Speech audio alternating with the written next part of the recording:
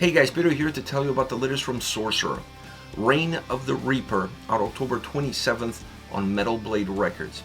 The album has 8 tracks, 47 minutes in length, and this is the band's 4th full-length studio album. They are a Swedish metal band. From a design point of view, there's not much to say besides the fact that this album is very engaging. It's an entertaining record. It's an album that allows you to see the quality of the individual songs, the individual attributes that they offer, but then also see what they add as far as giving sequence to one another in order to make this album a great experience all around. You never really bored, and you always get the style of song that you need. If there's a song that feels a little bit darker and you want something that picks you up, that's exactly what's coming around the corner. So understanding the moods and dynamics of each and every single track and then putting them in an order that makes the experience more fluid, obviously going to bring playability to the record, and that's exactly what they did on this album. Now, as far as the sound is concerned, this is where things change quite a lot, I must say. The previous albums, obviously the band has been more of a doom metal band. This record still has a lot of doom influences, still has a lot of doom elements, but I would say this is more a heavy metal sounding album. It's brighter, it's bigger, it has more volume, the guitars breathe a little bit better, perhaps that being one of the first elements that you noticed sound-wise that has a lot more room to showcase everything that it has to offer. From the leads to the solos, great guitar solos on this record, but everything surrounding the guitars has great life, great energy. Now you still see some doom influences coming in, dragging things a little bit, creating a more darker, somber, even sinister at times atmosphere, but the guitars always find ways to break through those chains and become a little bit of the driving force that catapults you forward into the next track, and that next track comes with a lot more energy, a lot more power, a lot more life. This is an album that has a lot of life in it, and it's because of the way the guitars sound. It's because of the room that's given around the guitars for them to really showcase everything that they can do. It doesn't feel one-dimensional as some of the previous records did, because that's just the style, that's just the genre. When it comes to doom, there's not a lot that you can do with the guitar sound. There's not a lot that you can do as far as exercising that creativity. When you have a more heavy metal sounding record with some doom influences, now the world is your oyster. There's a lot more that you can do, there's a lot more that you can give, and this record starts to showcase that these guys can really push the envelope and create some very engaging, entertaining songs while still feeling very dark and gloomy at the exact same time. The drum sound on this record is also very impactful because it adds depth to the tracks, it gives the tracks great texture, it makes the tracks feel a little bit bigger. That brightness that the guitar sound has, it needs room to expand, and the room to expand really comes from the drum sound and how it connects to the guitars, giving the tracks this incredible texture that allows you to feel that heavy metal presence in the forefront and then those doom influences being dragged behind it. Another great piece of the puzzle is the bass sound. The bass sound on this album comes across differently. On previous records was there to add to the gloominess, was there to add to the darkness. I didn't feel necessarily the same way about this record as far as the bass sound is concerned. The bass sound here was more to create a little bit more width within the tracks, to pull in the guitar sound, some of the elements that are underneath the guitar sound, tie them better to the drum sound in order for the overall sound experience to have a little bit more connection, to have a little bit more cohesiveness. The bass worked more as glue, sometimes also adding some groovier elements, some melodic elements that help drive these songs forward. So they didn't have this grounding effect that was super consistent across the previous records. Here, even the bass has a little bit more room to breathe, and it has a positive impact in the overall sonic outcome. One of the elements that perhaps has the biggest amount of room to breathe, because that's really the key of this album, those two words really represent well the overall experience that this record offers. It's the vocals. Anders' vocals really work well for this sound, for this experience, for this heavy metal, doomed inspired sound that they put forward with Reign of the Reaper. His vocal performance is outstanding, really powerful. What a range.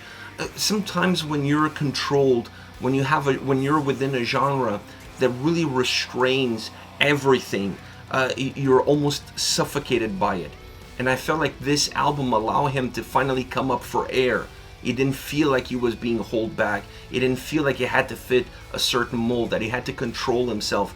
He was loose. He was free as a bird, if you will. And he was able to really showcase all of his talent, his range, and give great impact to these songs. He has a great classic heavy metal voice that fits this sort of style, almost pushing into the power metal realm. He has that kind of delivery that, in my humble opinion, was almost going to waste just by having a very doomy experience to the tracks. Having this hybrid model works a lot better because you can still infuse darkness, somberness to the tracks with your vocal delivery, with your tonality. But when the songs need to pick up, when the songs need to feel a little bit bigger, a little bit brighter, you can definitely open up the doors and showcase your full potential within those songs, allowing the album to have a lot more life, not just in the sound, but also in the vocal delivery. And when it comes down this record, it really comes down to the listener. If you are new to the band and this is the first time you're listening to Sorcerer, this album is going to hit home. This is a great sounding record, great attributes, easy to digest, not hard to get into. From the moment you press play, you just feel like the record is doing all the heavy lifting and is taking you away for an incredible ride across 8 songs.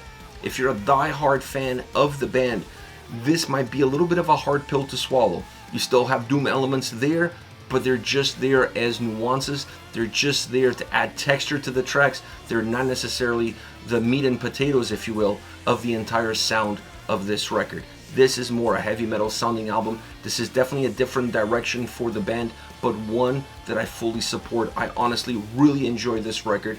I think this is more the DNA of the band. When you look at the tools that they have as artists, as musicians, this sound, this experience, I think it fits their DNA a lot better. Perhaps before, that's where they were mentally, creatively, that's where they wanted to go. But I honestly feel like there's more room to grow as a band, to exercise your creative style when you have a genre that is not as grounding, that is not as asphyxiating as doom is. As far as favorite songs are concerned, I want to start off with Reign of the Reaper.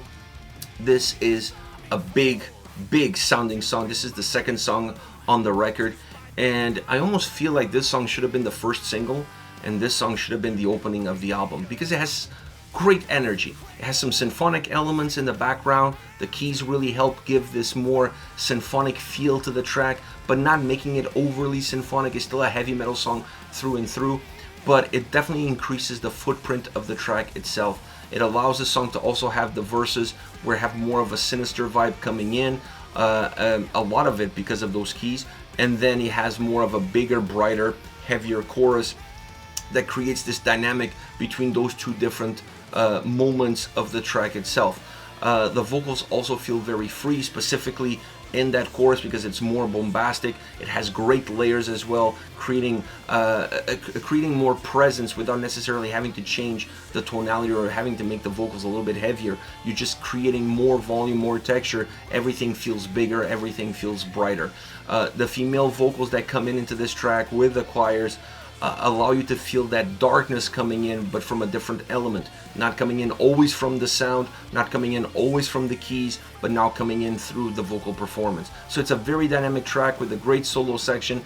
I love at the end the way the song finishes out with the volume, the vocals. You're singing the song and the vocals and the sound is going down. It's being turned all the way down. That's very old school, and it goes perfectly well with that heavy metal old school sound that this record has. So talk about creating a song that not only sounds old school, is put together in a very old school way, but it works really well, not just as a track, but as a piece of the bigger puzzle that this album really becomes. Next we have Eternal Sleep. The reason why I picked this song is because I think this is the most old school Sorcerer track on this record. It really connects with the previous DNA of the band, of previous albums. It's definitely a doomier, gloomier song from start to end. There's a heartbeat in this track, and I don't mean like the drums are the heartbeat of the song or the guitars are the heartbeat. No, there's actually a heartbeat on this track, and that adds great atmosphere to how this track comes across. It has great impact on the lyrical content, it has great impact on the sound, and therefore great impact in the atmosphere that the track puts forward. I love the more stripped down sound. It allows the bigger sounding experience that comes right after to have an even bigger, it's not just a bigger experience, it has a bigger impact. Because anytime you have a song that offers a little bit more of a stripped down moment, and you can go 10 times bigger right after, that 10 times now feels like it's 100 times. So this song really creates this Jekyll and Hyde presence, almost like if you're asleep, and then when you are awake within your dream, you're still sleeping, but you feel like you're awake within your dream. This track has those two momentums, the sleeping aspect side of it, and then you being alive within your own dream side of it. One a lot more energetic, a lot more bouncier, a lot bigger than the other. But overall, a very doomy track that stays consistent, like I said, with the old school DNA of the band from beginning all the way to the end. Still vocally outstanding track throughout, because the vocals really help paint the picture of the different moments that the song offers, changing ever so slightly from that more stripped down, gloomier side into the bigger volume that you have as well on the track. Last but definitely not least, Unveiling Blasphemy. This is a song that doesn't just have volume, it also has thickness to it. It keeps the dark vibe of this record. This record has a dark vibe to it. Sometimes that dark vibe becomes a little bit diluted by how bright the guitars are, but you can't deny that there is a darkness to this record. This song represents that darkness really well, but it represents it because it has thickness to the volume of the song itself. So in that thickness, you find some darkness. It comes across not just musically, but it even comes across vocally. Really connected well on both ends of the spectrum. The drums also help put forward that darkness. I think it's important because they allow the guitars to push that big volume, and when they're pushing that big volume, it's easy to lose track of that atmosphere, so the drums are infusing it in order for things to stay a little bit better connected. Vocally telling the story is where this song really is from a vocal standpoint, and it tells the story extremely well, as it does throughout the record. Every song on this album is a piece of a story, or is a story within itself, and the vocal performance throughout the record, it really connects with that lyrical content, and this track is no different. But I felt like on this song felt even better as far as the connection is concerned. It just felt more smooth, more dynamic, more seamless in terms of the sound, lyrics, and vocals, how everything was working with one another. Outstanding solo section on this track, really brightens the sound of the song, it brightens the song itself, and it connects really well with the overall vibe and mood that the track had all the way up until that point, and even afterwards. This is it, Sorcerer, Reign of the Reaper, out October 27 on Metal Blade Records.